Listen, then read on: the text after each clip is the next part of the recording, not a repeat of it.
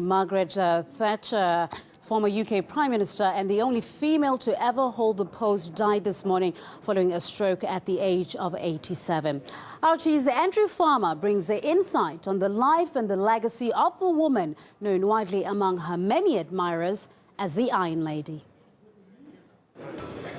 Whether viewed as a hero or villain, Margaret Thatcher, also known as the Iron Lady or simply Maggie, evokes strong feelings. She was one of the most influential forces on British politics in the 20th century. But her life had a humble beginning. Margaret Roberts was brought up by a family of grocers in Lincolnshire.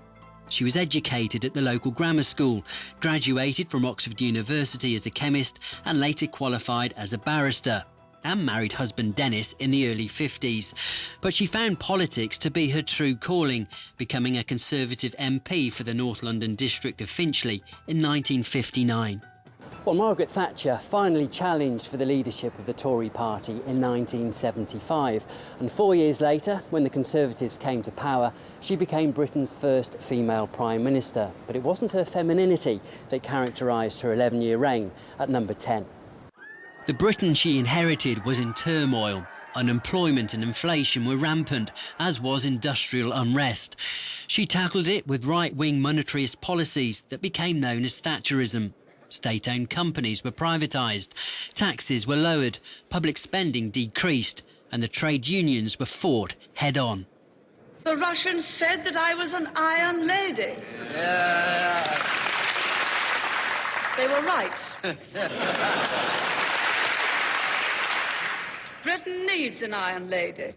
Her no-nonsense policies brought down inflation, but unemployment actually doubled. And during her first term, opinion polls showed she was Britain's most unpopular Prime Minister ever. But that was turned on its head by a handling of the Falklands War. A year before the next general election, Argentina invaded the islands. Thatcher sent a British task force to get them back, and victory boosted her popularity in time to win a second general election in 1983. Her second term was just as turbulent. She survived an assassination attempt by the IRA at a party political conference, and her bitter battles with the unions continued. Miners went on strike for 12 months, but were eventually defeated by a Prime Minister who was again standing up for what she believed. They were out to use their power to hold the nation to ransom.